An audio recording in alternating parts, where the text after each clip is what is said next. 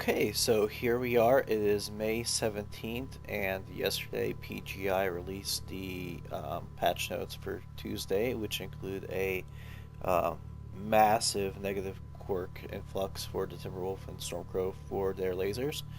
And I just wanted to chronicle the effect that this is going to have on gameplay. I've already written a lengthy forum post regarding my opinion on why laser vomits even exist in the first place and steps we can take to make sure that players have an incentive to bring more balanced builds. Um, you can check that out on the website yourself if you're interested. But this is just to document the effect it's going to have on my Timberwolf. So right now, as it is, I'm playing the Timberwolf C with 2 large lasers and 4 medium lasers. It's basically laser vomit E kind of, but I also maintain the machine gun for coring out components and the traditional box LRMs size 10 on this particular build. So with that being said, hop in the cockpit and see exactly how it works right now. It's basically 3 alphas and the mech overheats, more or less. Heat level critical. Okay. So, gonna document that real quick. That's in a state of standing still. We are engine producing no output, and 3 alphas back to back. On Canyon Network, which is more or less a heat neutral map. I'm gonna walk over to the Atlas, where I can shift over to a more, I guess, steady state damage mode, where I just use my medium lasers when I'm like heat soaked, I'm running hot. Acquired. I don't use the large lasers. I switch to my mediums for prolonged engagements. So gonna run up to the Atlas and yeah, see what that's like right now before the Nerfs go live, and then we'll see what it's like when they go live.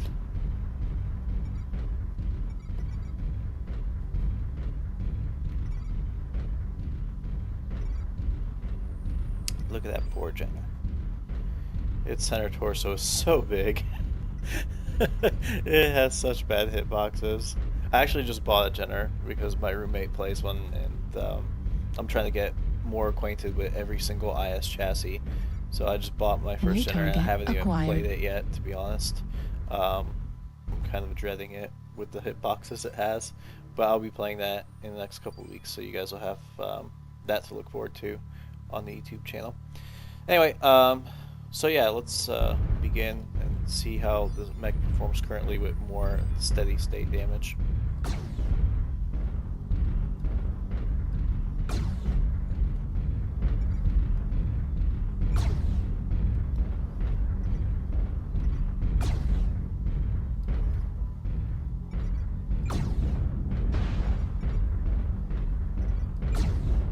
Heat level critical.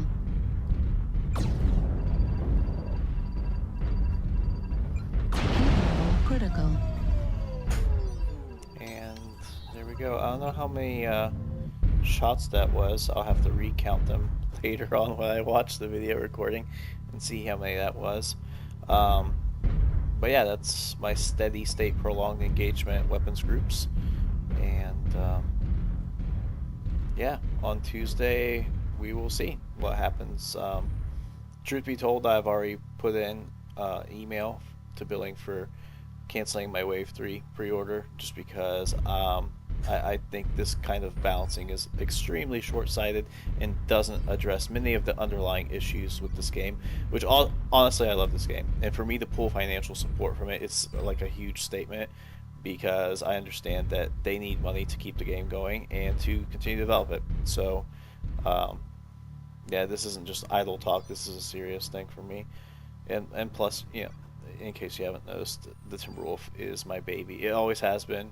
I started playing this game way back in the Genesis days, the original Battletech game of Armored Combat. I'm actually holding the Sega cartridge in my hand right now. I've got it open, and it still has that FOSSA smell to it from the instruction manual and everything. So yeah, I mean the Timberwolf, or as the Mad Cat as it was called, in the Sega Genesis version was my introduction to Battletech. It's the mech I played first. It's the mech I fell in love with, and it's my baby. I'm not gonna lie. I am emotional about this, so I'm trying to remain objective and see what happens and give it the benefit of the doubt that Tuesday maybe the Omnipod negative quirks don't add up to much. But honestly, I truth be told, I think it's gonna be unplayable. Really. I mean, they add up so quickly, the negative quirks, that I just don't see Timberwolves with lasers being viable with more than 1 or 2 lasers. It's going to be pretty awful. So, I mean, hopefully I'm wrong, but I have a feeling this is going to be Timberwolf Geddon. Anyway, so I will see you guys Tuesday, and yeah, we'll see what happens then. Bye.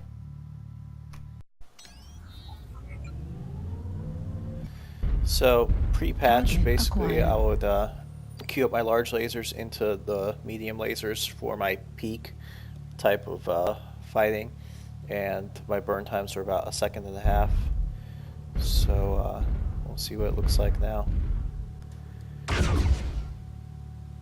Holy shit, that is a long burn time. Holy shit, that is a long ass burn time. Heat level critical.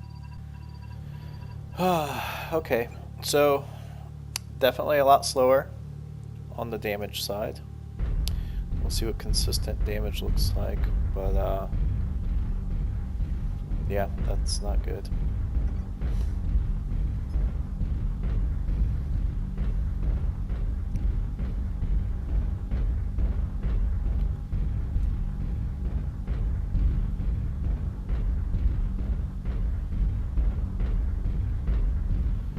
It's definitely a lot New longer target acquired. time to get your damage in. I mean, that's a damn near 2-second large laser burn. Target destroyed.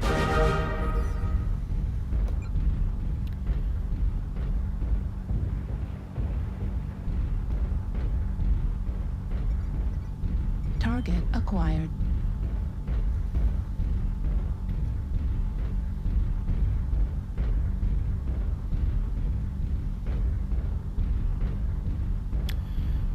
Previously, it had taken me, I think, 8 shots using my medium lasers only. That's how long I could stay engaged in my sustained damage mode. I suspect it's going to take a lot more now because of the cooldown, so we'll see. There's one. I mean, that cooldown's noticeable though. Like, it takes basically 20% longer for my mediums to come back up.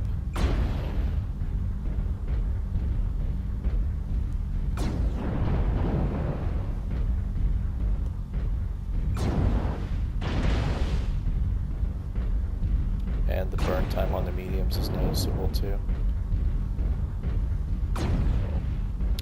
So yeah, I mean, it takes a lot longer to overheat, but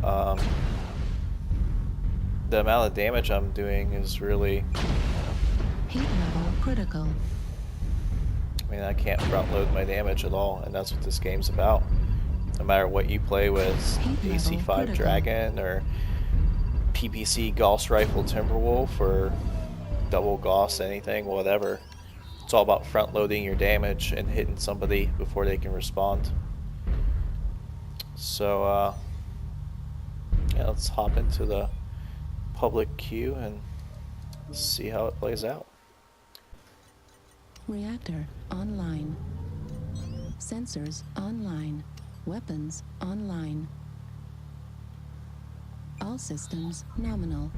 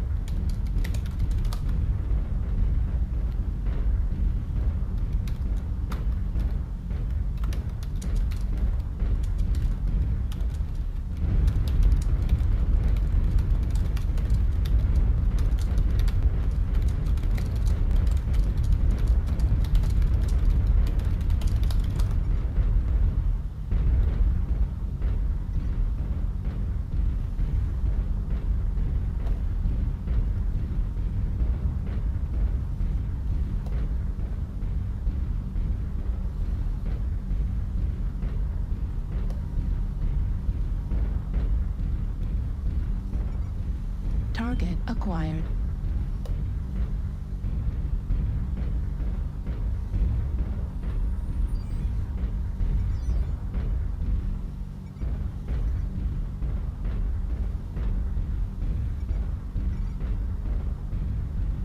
New target acquired.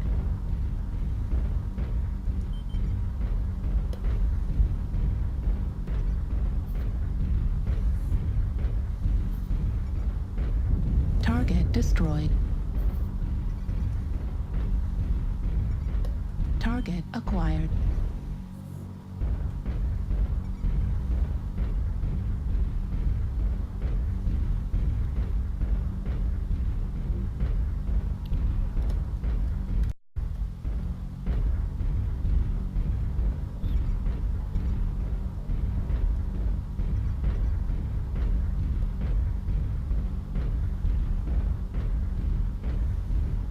New target acquired. New target acquired. New target acquired.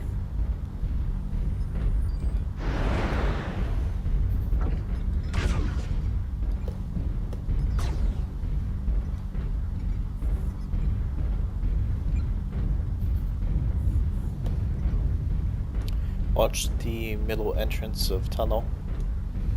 I saw Shadowhawk and Locust, I think, peeking out of there. There they are. There's that Shadowhawk.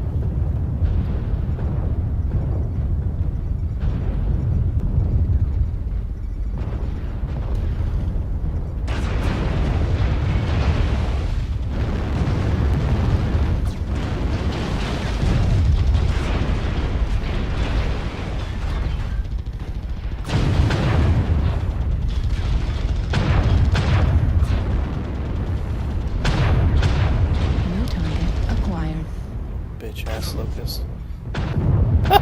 2-second burn time. Oh my god. Fucking damages everywhere.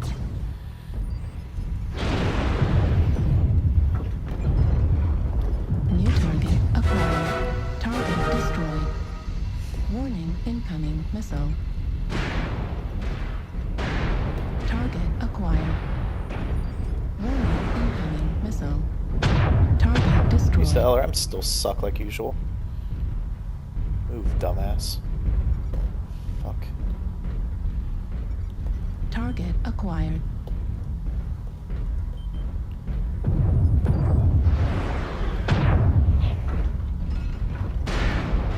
Target destroyed. New target acquired. Dude, these burn times are ridiculous.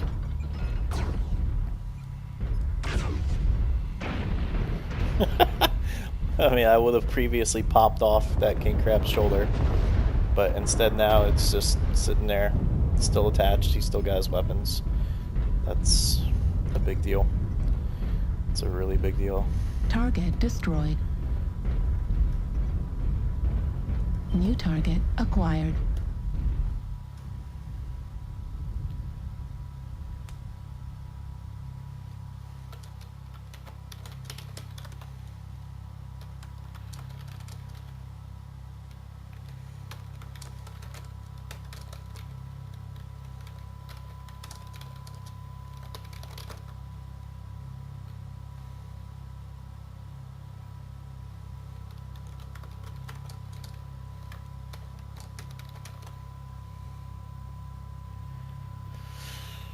Okay, so